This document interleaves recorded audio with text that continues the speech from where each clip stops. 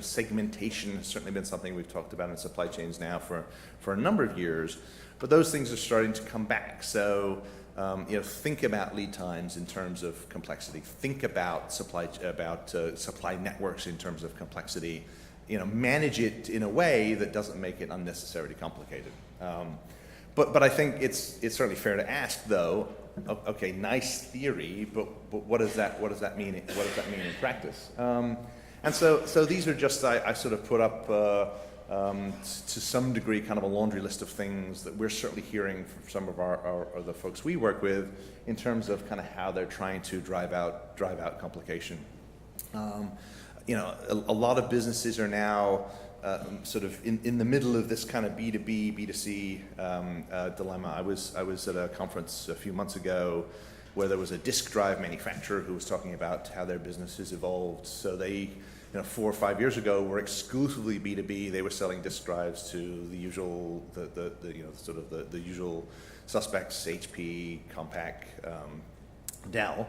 But then all of a sudden, you started seeing these drives on Amazon. They were selling these things, through retail directly to the consumer. And so they segmented their business because those two sides of the business are very different. We're seeing certainly, companies try to simplify global networks in terms of where they make things versus where they sell things. We're seeing certainly a lot of companies adopt cloud and as a service capabilities. I mean, you can almost add as a service now to anything: analytics as a service, business process redesign as a service, as well as sort of the more traditional software as a service. I think a more fully exploitation of existing IT resources. That was one of the things we saw in 2008 and 2009.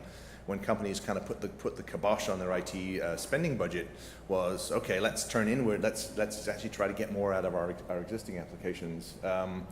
Again, things that have been around for a while that are coming back. Postponement. I mean, I've had a postponement conversation probably half a dozen times in the last 6 months. It's not new, but it's a way certainly to sort of manage complexity and sort of manage that sort of SKU proliferation that occurs in so many segments.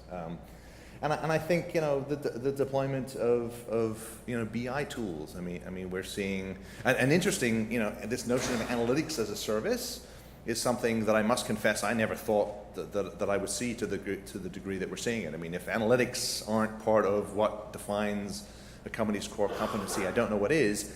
Yet, a lot of companies have seemed willing to outsource because at the end of the day, they don't have as many eyeballs in the supply chain as they used to. Just a couple more topics that sort of relate back to that complexity theme. We're certainly seeing supply chain visibility climb on the application priority list. Visibility is sort of a curious topic for me because I certainly some years ago explored sort of the notion of visibility in the supply chain and came away with the conclusion that it was this kind of blue sky vision that lacked a sort of a killer app. And I think now we're starting to see, as companies recognize the need to be more responsive, to be able to be more flexible. I mean, the disaster or the dual disasters in Japan earlier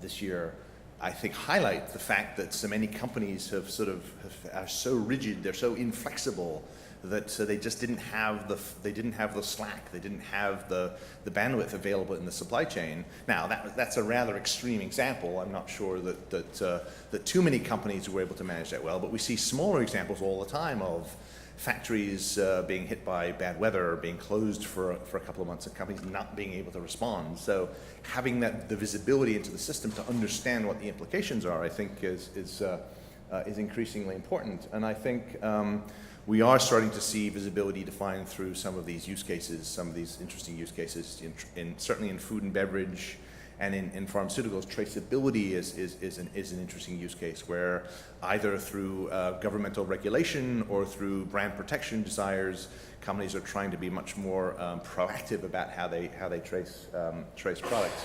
And that's both inter-company traceability, so the more traditional supply chain traceability, but also intra-company traceability down to the factory floor, making sure that I know exactly what was produced into which batch, and I can track it effectively.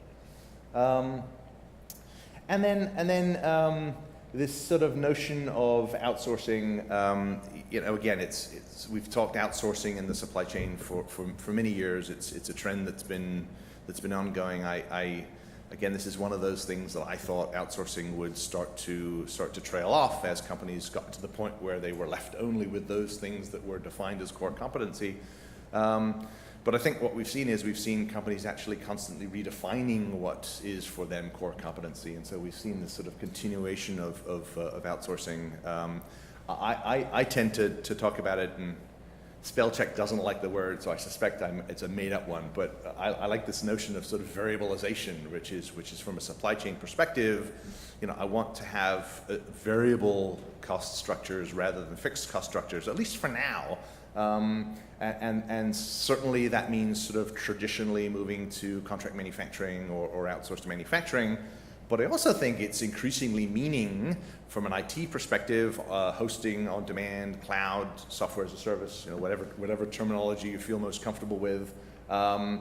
And it's also kind of this sort of notion of skills resourcing. That's another topic that we've had conversations with clients of late about, is this notion of, rather than hiring in somebody who full-time, I want to hire a particular expertise. I want to hire a piece of them. And so I started out calling this skills pimping, but then somebody said that was probably not such a great term. So I'm going with skills resourcing, I think. But this is certainly something that we're seeing is sort of part of this sort of supply chain complexity challenge. And then just a couple here, a couple of sort of points around emerging technologies. There's been some conversations of cloud here today already. There'll be certainly more as we go through the bulk of the morning. I do think sort of cloud has the potential to be transformative for the supply chain. I think you've got to be careful about what you do, but and in many ways sort of total cost of ownership has kind of been the entry point to that cloud discussion. But I think it can be very much more than that. And so we certainly see that as an opportunity in supply chains, as an emerging technology, an emerging approach in supply chains to try to manage, as I mentioned earlier, some of this complexity. And then mobility, again, and sort of the most hyped topics, right? I mean, cloud and mobility are certainly in the top 2 or 3. But again, I think mobility, from a supply chain perspective, again, has the ability to be transformative and to try to sort of battle some of this complexity.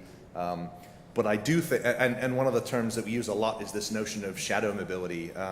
Alan was talking about the use of iPads. IDC doesn't buy an iPad for you, but I know lots of colleagues, and I have an iPad that I use for work. But it's kind of shadow mobility, right, in the sense that the company is not supporting it.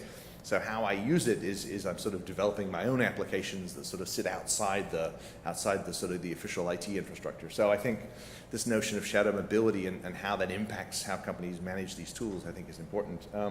As well as the underlying data. I mean, I've seen lots of fancy use cases for mobility that assume, I think, erroneously perhaps, that the data is accurate. And so how are companies actually focusing on the underlying data to make sure that at the end of the day, when I have this sophisticated application, that it's actually presenting information that's valid and valid and accurate. So just in closing, I think just some sort of essential guidance points that we had included in that predictions report and that I thought were probably useful for today is, certainly manufacturers are thinking about solutions rather than applications. I mean, I'm always a bit leery of the use of the term solution because a set of applications may or may not be a solution. But manufacturers very much, as I think Alan had mentioned, very much looking for ways to solve their business problems. So I think when you think about complexity in the supply chain and how you manage that complexity, make sure that the things that you do really are actually going to solve that problem or solve part of that problem. Again, this notion of simplification, it's not a new concept, but I think it's sort of taken on some new momentum over the last year or two. We're certainly seeing it a lot in the discussions that we have with folks. I'm a bit of I'm a data geek. I mean, I managed Unilever's data management organization for 2 years, largely I think because nobody else would do it. But and I certainly, for me, focusing on the data accuracy, I think is really important. It's something I think a lot of companies don't spend enough time on, and so that sort of complexity gets even more out of control at the end of the day because the data is not right. Certainly don't be afraid of new technologies. Look and explore these new technologies. We're seeing a lot of companies kind of taking this sort of venture capital approach to these new technologies. Let's play around with them a bit first so we can get a feel for what perhaps they might mean for the business before we start to sort of institute some of these new policies, these new procedures. And then again, back to sort of this theme for the supply chain. I think in 2011, this sort of notion of kind of back on track and back to basics. So that's it for me. Back to James. Thank you very much for your time. And as Alan said,